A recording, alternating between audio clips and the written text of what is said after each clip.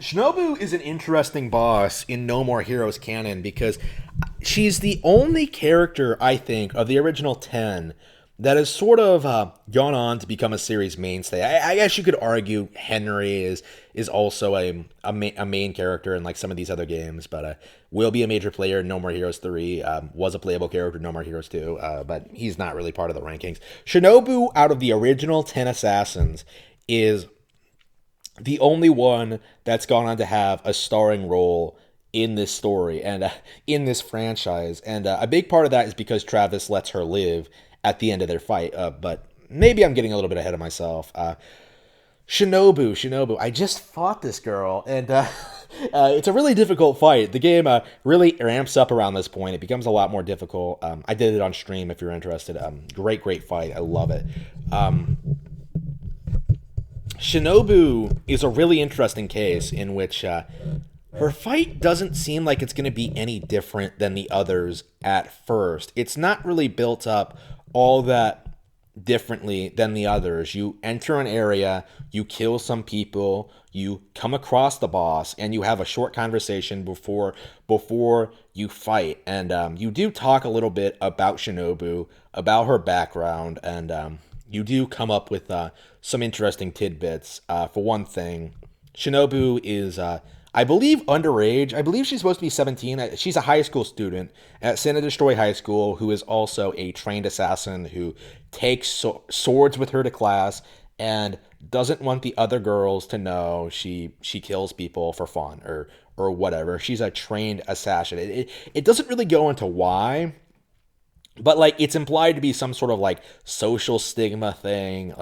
She doesn't want to be stigmatized for what she is. Like I think people judge you more for the fact that you will randomly kill a room full of your fellow students rather than the fact that you happen to be an assassin in a city that is like seems to be full of them. Like I don't understand her logic here, but like she you enter the room, challenge her to a fight, and she feels the need to kill an entire classroom of people who saw you do that. Like Travis questions her about this, and she brings up the whole social thing. Like you don't know how hard it is to hide your true self. So Shinobu, like it seems, has this mindset that like she's basically two different people. Like you have like the ordinary high school girl, Scarlett Jacobs, and then you have like the trained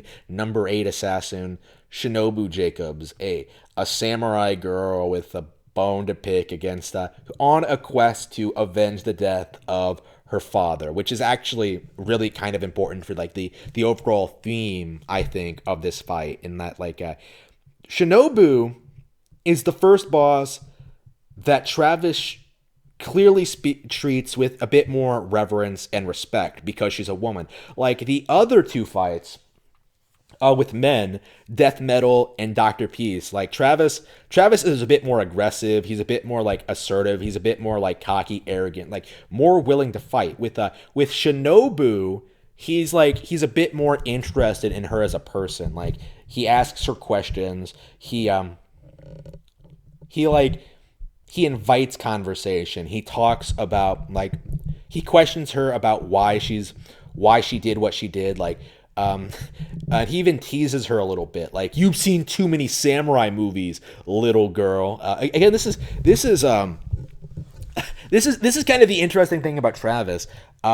Is that he kind of looks down on Shinobu a little bit, like as opposed to the other ones, the other fights in which he kind of treats these characters with reverence and respect, that like obstacles that need to be toppled. Like he kind of treats Shinobu like he's already won from the very beginning.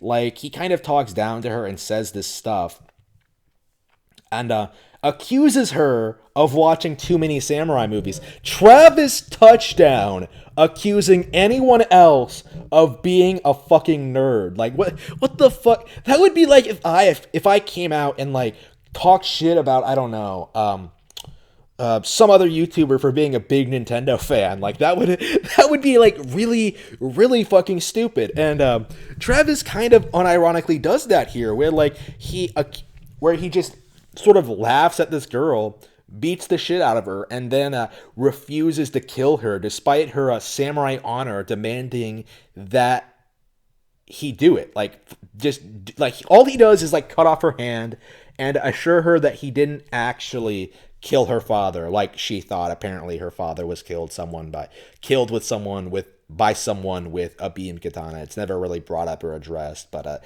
I've heard speculation that it might have been Henry, but we'll have to see. We'll have to see if No More Heroes ever really goes into more detail about this. Like Travis, instead of killing this girl, decides to let her live, and for some reason, Sylvia allows this, even though the UAA doesn't allow deaths. Like, I legit think like she says, like, she specifically says she's very young. So like, I wonder if Sylvia was like, holy shit, like we're gonna be canceled if you let a minor get killed on TV. So she just allowed it to happen. I don't know exactly how that works, but somehow Travis is able to win without killing her. And he and Sylvia have a brief conversation about this. Like Travis gives some bullshit explanation as to why he didn't kill her. Like, oh, I'm gonna let her live, so she's gonna go stronger and come back and fight me again. That's not the real reason why. As Holly Summers points out in the rank 6 fight, like Travis cannot actually bring himself to kill a woman or an attractive woman as we see with Speedbuster. Like he cannot bring himself to do it. Like he gets this he can't get hard at the thought of like doing, like he just can't do it. Like he can't keep his beam katana charged to do it. If you catch my drift here, like it makes him nervous and he can't actually commit to doing it because like it comes off as like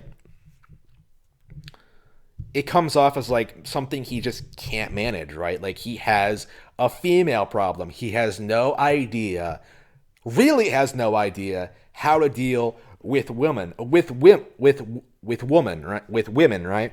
You kind of see this with Sylvia Crystal. Like, he kind of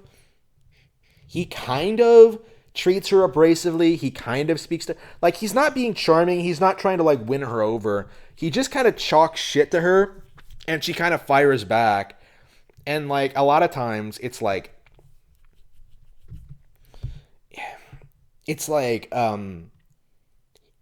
a lot of times it comes off like he's defending himself, but other times it feels like he's allowing himself to be shit on. Like he doesn't actually have the capability to like take charge of this situation and fuck Sylvia. Like he has to like, instead of like winning her over and making her want him, he's going through all this elaborate bullshit to try and fuck her. Like this is clearly someone who has no idea, a complete virgin, someone who has never smashed in his life and has no idea how to treat a woman, basically.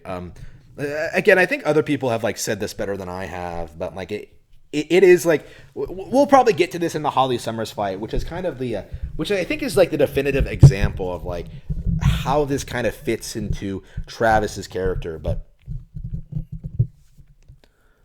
like one of the reasons this game is so complex and so deep is that like a lot of things the characters do make a lot more sense when you have the entire picture. Like you know a little bit about why Travis acts the way he does when it comes to Shinobu later on, right? Like I said, like Holly Summers makes the Shinobu fight make a lot more sense in hindsight, rather than just something Travis decides to do. There's a reason for it. There's a motivation. There's a character there. Like it's a brilliant kind of subtlety that I don't think any game I've ever seen has managed to pull off in that fashion. It's again one of the reasons I think this game is one of the all-time greats, is because they have moments like that. Like legit, it feels so much like everything you do in this game is building up to something. Like you're gonna get to number one, and something great is gonna happen. And who knows what that thing could be, right? Who knows? Like Shinobu is a great character. I suppose I should talk about her more at length in another video because like there's more to her story I think than like just this game. Like I would say like her fight in this game is mostly just revolving around Travis. Like her character is a bit more defined in 2 and especially Travis Strikes Again. But but this game does leave you with a positive impact. Like she is a great inspired character that I really enjoy seeing return time and time again. Like she is someone that I think there are she is someone that I think really really emphasizes just how any character in No More Heroes could probably carry an entire game on their own. You know what I mean? Like they're all interesting. They're all fun to play as. They all have their unique aspects to them. Like Shinobu is instantly recognizable. She is fantastic. Like maybe not the most cosplayable character in the world. Like she has that ridiculous like white afro. Like I don't know what the fuck that thing is supposed to be. Like she has a fucking lion's mane on her head. Like I have no idea what that thing is supposed to be. It's like she took Kimba the white lion and just like skinned him alive. Just damn. Okay, so Shinobu. Okay, so Shinobu is a great character, and this is probably one of the most important fights in the game, thematically, or rather in the overall narrative, and like in which it sets up Travis's character, like where things are going to go with the final encounter with the number one fighter, Gene, or the best assassin in the world. So yeah, we will definitely be talking about that when I get through the game. As of right now, I've only played through like up to the Shinobu fight, so I want to do the other fights again before I start talking more about like these other bosses. But I will get to them eventually, and I hope you stay tuned for that content. Thank you for watching. And be sure to check out No More Heroes. Thank you.